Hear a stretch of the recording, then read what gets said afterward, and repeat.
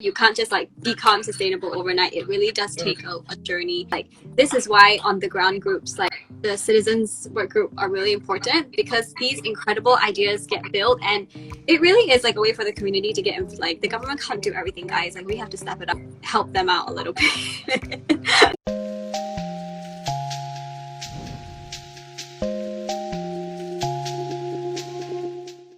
Hi, my name is Kay. I'm live with Peilin. We are going to be talking about Sustainability 101, how individual action leads to collective action, how we can push to be sustainable in our spheres of influence. This is Peilin Lee. She is a marketer creating brand experiences and communications at global companies like Nespresso and Johnson & Johnson on the weekdays.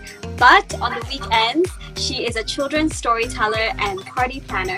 Last year, Peilin was part of the Ministry of Water and Environment Bureau's inaugural Citizens Workgroup, which explored the theme of Recycle Right. And her team of 6 proposed the creation of a mobile app called Dabao Right. Yeah, so hello everybody who's joined. Let's talk a little bit about recycling. Why is recycling something that we should do? I'm curious why the government doesn't educate people about recycling. Is it because they don't have the facility to recycle properly yet? Are we even really recycling, as I know the rate is still very low? Very good question. We are unlike other countries and we have commingled recycling systems. So I'm sure you guys have been to, Japan or wherever, where everything is like split into separate categories and then you put things inside, whether it's plastic or metal or paper. But in Singapore, most of us live in high rises, so there's like a blue bin and all the recycling goes there. It goes to the MRF, which is the Materials Recovery Facility, and it gets recycled there. It's sorted there, it's baled there, etc. Unfortunately, our recycling rate is very low, and part of the reason is because actually it's commingled. I guess like there's a psychological effect that when they look in the bins, everything seems like it's rubbish because there's no. But the waste management companies have also been trying to encourage recycling by, I don't know if you guys have noticed, but they've been painting their recycling trucks blue, so it comes at a different time. Like Sembcorp has its normal like rubbish truck, and then the recycling truck is in blue. So that sort of thing to try to encourage people to like tell the difference between rubbish and recycling. We don't own our recycling, so unfortunately we do send all our recycling overseas, but we really hope that in the next few years Singapore will be able to own our own recycling like some other countries like Switzerland, for example.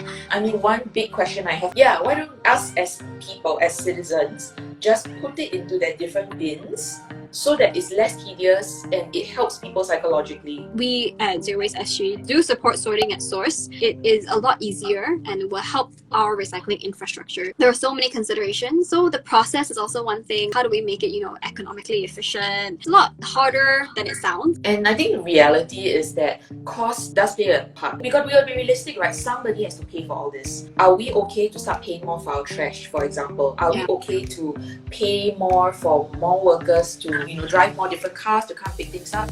All these have implications. When I was at the waste management plant, I asked the staff there, I just asked her, I said, at what point will you consider picking up recyclables separately? She said that is a very far off step because people in Singapore don't even recycle correctly. So the day I see that people recycle correctly, then I know it's worth the cost and the effort to start picking trash correctly. Okay, every time I go to the shopping malls, I will look into the recyclable trash bins in the shopping malls, and every single time I see that there is food inside, there is, the paper is mixed with the plastic, it's mixed with the canned drink, it's all dirty. And she said the day that she sees that people are doing it correctly in the shopping malls is the day that she will think about, okay, Singapore is ready for this separate trash thing to happen. Recycling is not a fraud. We do recycling. It's just that we could be better as a country at recycling, but we can't be better as a country at recycling unless we as citizens do the correct things to encourage the recycling infrastructure in the first place. I want to very quickly ask you about Recycle Right and about the Citizens Workgroup that you were part of last year. So what sort of experience did you have, and would you recommend others to try this experience as well? The Citizens Workgroup, as the name suggests, is basically groups of normal people like you and I just coming together to think of solutions. It is organized by the Ministry of Environment and Water Resource, so MIWA, but you can almost think of us as volunteers, but we don't. I was scrolling Instagram, and I saw this ad and it said, do you want to make some impact? Is the environment important to you? If it is, join our Citizens Workgroup. I think my challenge often is that I think about, I'm just one person, can I make a difference? And when I saw that advertisement, I was like, ooh, if you want change, who has more impact in Singapore than the government? So True. I signed up. You're right. I mean, yeah, they affect all our lives. So it was a really great experience because first of all, I would say I met an amazing group of people. The most important were the 5 people that I met who were in my group. What was really nice was that being in a group where everyone is very committed to making a change. So with this, the Citizens Workgroup actually has a theme. The theme for last year was recycle right.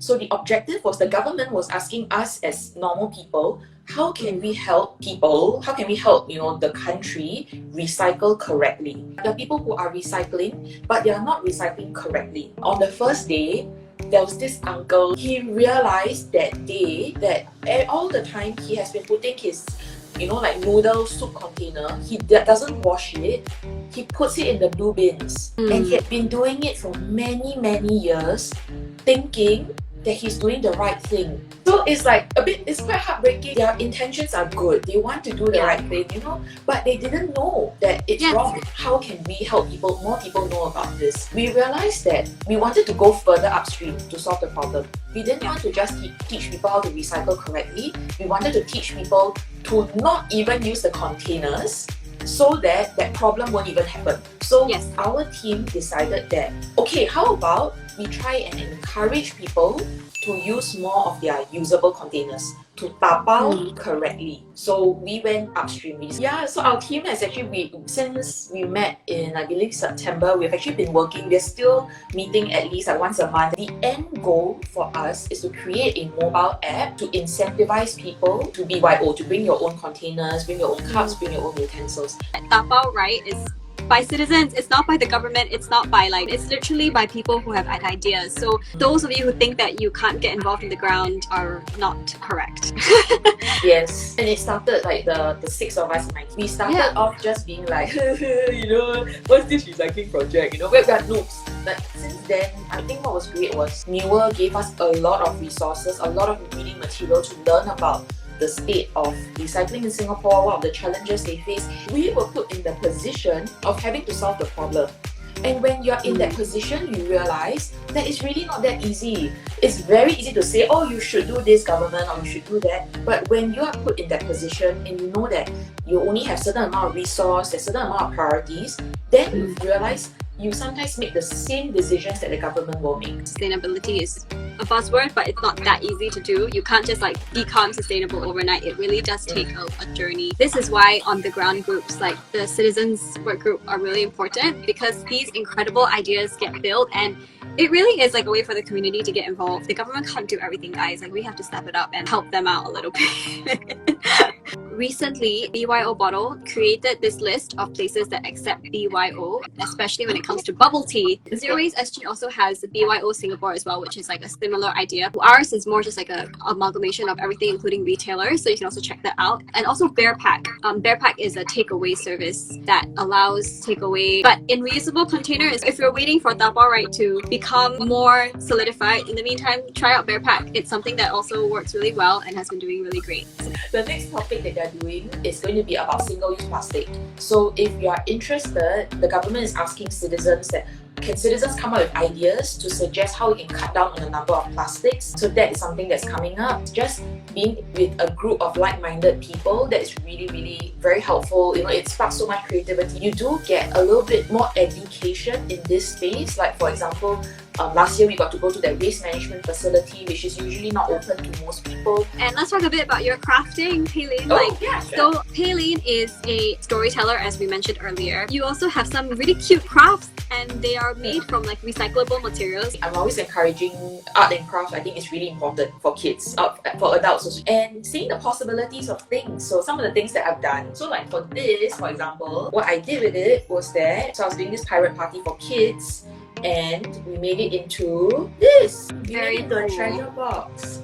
Yeah, and so all you need to do is just paint, and the kids love it when they get to be really messy and paint it up, cut a slot so kids could actually put their coins in. That's very cool. And after that, we had a treasure hunt around the the function room. So I hid a lot of gold coins around, and the kids went berserk. They were so excited because they're going around and like slotting coins into the treasure box. It's upcycling. It's just using something that was useless, you know, to some people, but just seeing what are the possibilities. You can also use it to separate stuff in your fridge. So there's lots of ways you can use items, not just like one use for things.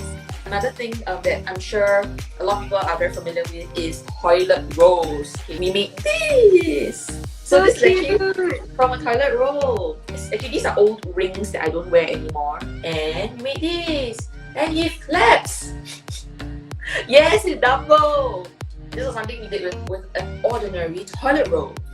Something else that we did with a toilet roll was this toilet roll, this old paper plate, and we made it into a lion roarer. So it's like a, you know, it amplifies the sound. If anybody is keen, I've got all these like printouts. It's all on my website. It's absolutely free. Yeah, you can just download all these for free. I think the great thing about this is that I do some scrapbooking, so I have lots of bits and pieces as well, that you can keep all of it into like a file or a folder. When you want to start doing crafts again, you don't have to go and buy a whole new set of stuff. You can literally just go look at it and be like, wow, I have all the stuff that I want to use. Like, how do I reuse it and remake it, you know? And it's a really fun way to get creative as well. Yeah. So, you know, sustainability and helping the planet is one part, but also challenging yourself to think of these new ways of using things. I believe in your creativity, guys. So you guys can think of so many ways to use things, be it alternatives as a trash bag, or, you know, things to make crafts out of, or just in your day-to-day, like, you know, printing things on two sides of the paper.